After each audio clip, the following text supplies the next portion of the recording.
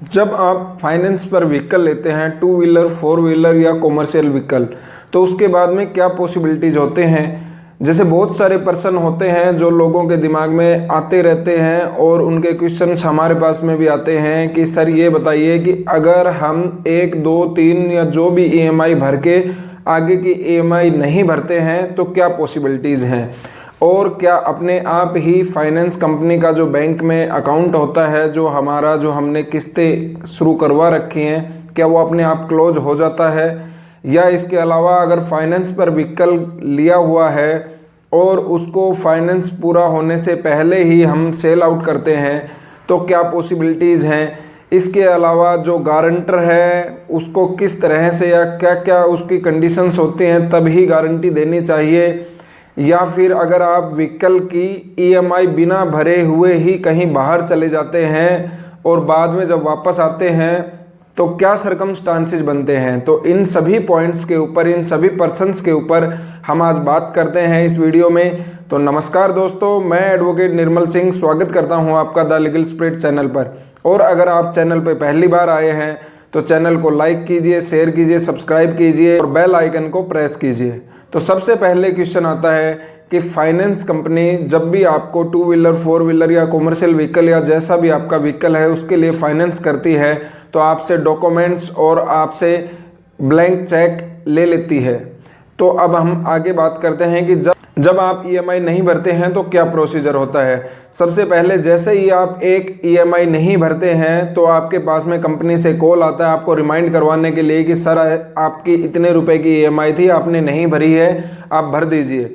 लेकिन आप जब दूसरी ईएमआई भी नहीं भरते हैं तो आपके पास में दोबारा से एक कॉल आता है और आपको बताया जाता है कि सर आपकी दूसरी ईएमआई भी आपने पे नहीं की है तो इसका भी भुगतान कीजिए शीघ्र अतिशीघ्र। अगर आप 2 ईएमआई नहीं भरते हैं तो उसके बाद में आपके पास में डिमांड लीगल नोटिस आता है जो आपको बताता है कि आपने इस तरह से 2 ईएमआई नहीं भरी है और अगर आप 2 ईएमआई के बाद में आगे भी ईएमआई नहीं भरते हैं तो आप एनपीए घोषित हो जाते हैं। एनपीए का मतलब होता है नॉन परफॉर्मिंग एसेट। आपका सिविल स्कोर भी डाउन हो जाता है और आप कोई भविष्य में भी किसी भी तरह के कोई भी अगर लोन वगैरह या बैंक से, चाहे आप दूसरे भी बैंक से लोन लेते हैं तो आपको परेशानियां आती हैं। अब हम सरकमस्टांसेस पे बात करते हैं कि जब आप ईएमआई नहीं भरे हुए ही कहीं दूसरी जगह शिफ्ट हो जाते हैं और आप सोचते हैं कि फाइनेंस कंपनी को पता ही नहीं चलेगा और आप ईएमआई नहीं भरते हैं और अपना व्हीकल सेल आउट करते हैं तो इस पे फाइनेंस कंपनी आपके खिलाफ फोर्जरी या 420C का मुकदमा दायर कर सकती है कि आपने कंपनी को बिना इंटीमेशन दिए, बिना बताए आपने व्हीकल को सेल कर दिया। क्योंकि जब तक उसकी किस्तें पूरी नहीं होती हैं उस पर स्वामित्व फाइनेंस कंपनी का ही होता है। आपको स्वामित्व मिलता है जब आप फाइनेंस कंपनी को सारी किस्तों का भुगतान कर देते हैं, उसके बाद ही वहाँ से आपको लोन उतरवा के अपनी आरसी अपने व्हीकल में से और उसके बाद में आपका स्वामित्व बनता है। बहुत सारे क्वेश्चंस इस तरह से डीएम करके आते हैं कि सर क्या हम बिना ईएमआई के लोन के अपने व्हीकल बेच सकते हैं, तो आप नहीं बेच सकते हैं। क्या जो ईएमआई का अकाउंट है अगर हम 5 साल 10 साल तक केस चलता रहता है और हम ईएमआई नहीं भरते हैं तो क्या पॉसिबिलिटीज़ हैं, कितना लंबा केस चलता है। इसके अलावा क्वेश्चन यह भी है कि क्या जो ईएमआई का अकाउंट है वो अपने आप ही क्लोज हो जाता है अगर हम कहीं दूसरी जगह पे मूव कर जाते हैं। तो सबसे पहले तो ये बता दें कि जो अकाउंट है वो अपने आप क्लोज नहीं होगा जब तक आपकी ईएमआई पूरी नहीं होगी। अगर इसमें पॉसिबिलिटीज़ ये बनती हैं कि आप बैंक में जाके वहाँ पे मैनेजर से अगर बात करते हैं और आप कहते हैं कि मैं पूरी जो अमाउंट है वो पे नहीं कर सकता तो वो आपको कुछ रिबेट दे सकते हैं। It's all depend on manager कि वो किस तरह से आपके साथ में टैकल करते हैं।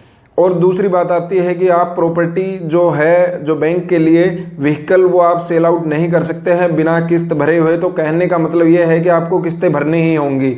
यहाँ पे एक केस ये बनता है कि जब आप लोन लेते हैं और आपकी कोई गारंटी देता है तो गारंटर के ऊपर में क्या रिस्पॉन्सिबिलिटीज़ हैं। अगर लोन लेने वाला भाग जाता है या फिर दूसरे शहर में चला जाता है और अपनी ईएमआई और अपने लोन का अमाउंट नहीं भरता है तो ऐसी स्थिति में गारंटर को जो अमाउंट है, जो शेष अमाउंट बचा हुआ है उसका भुगतान करना अनिवार्य है, उसी को भुगतान करना होगा।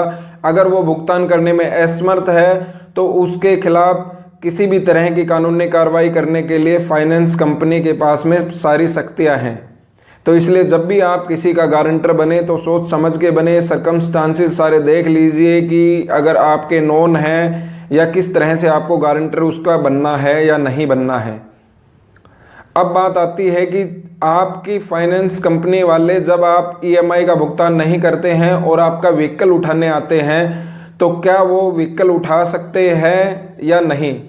हाँ, वो व्हीकल उठा सकते हैं, क्योंकि अगर आप ईएमआई का भुगतान नहीं करते हैं तो स्वामित्व तो उन्हीं के पास में होता है, जैसा मैंने बताया है। तो वो अपना व्हीकल उठा सकते हैं जब आप डिफ़ॉल्टर हो जाते हैं तब।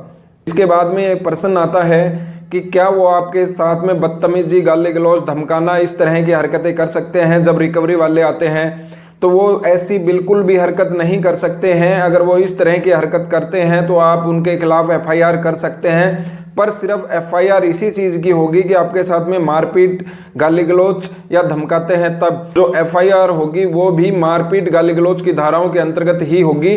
आप ये नहीं कह सकते कि ये मेरा व्हीकल ले गए हैं तो ये इस तरह की कोई भी धाराओं के ऊपर आपकी एफआईआर नहीं होगी, क्योंकि स्वामित्व तो फाइनेंस कंपनी के पास ही है। बाद में जो सबसे महत्वपूर्ण जानकारी है वो ये है कि जब आप अपनी ईएमआई का भुगतान नहीं करते हैं तो उसके बाद में फाइनेंस कंपनी आपके ऊपर केस क्या करती है और क्या केस बनता है। तो फाइनेंस कंपनी आपके ऊपर किसी भी तरह का कोई केस नहीं कर सकती है।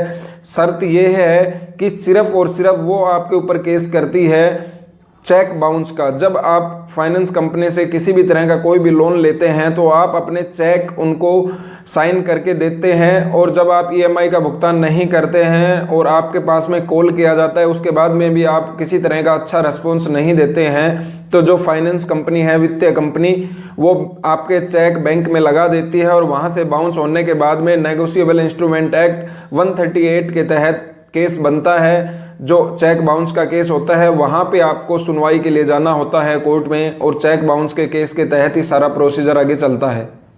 तो अब यहाँ पे एक प्रश्न ये भी आता है कि जब आप अपने किसी भी ईएमआई का भुगतान नहीं करते हैं और बैंक आपका व्हीकल उठा ले जाता है, जब फाइनेंस कंपनी आपके व्हीकल को अपने पोजेशन में ले लेती है, रिकवरी कर लेती है, उसके बाद में वो कुछ टाइम तक, 1 महीने के लगभग आपके व्हीकल को अपने पास में रखती है। अगर जब तक आप अपना अमाउंट पे करके अपना व्हीकल नहीं छुड़वाते हैं तो वो उसकी ऑक्शन कर देती है, जो बोली के अंदर जब व्हीकल आपका सेल आउट हो जाता है और अगर फाइनेंस कंपनी को अपनी पूरी जो लोन अमाउंट है उसका भुगतान नहीं मिलता है तो वह जो डिफरेंस अमाउंट है उसके लिए बैंक से आपके चेक्स को बाउंस करवाकर आपके पास दोबारा से केस के लिए सम्मन भेज सकती है।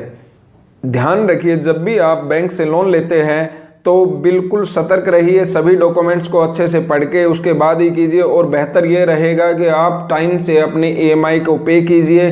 शर्तें, इंटरेस्ट वगैरह सब आप पहले ही देख लीजिए। सतर्क रहिए, सावधान रहिए, और चैनल को ऐसे ही प्यार देते रहिए। लाइक, शेयर एंड सब्सक्राइब अपने दोस्तों के साथ में शेयर कीजिए। जय हिंद दोस्तों।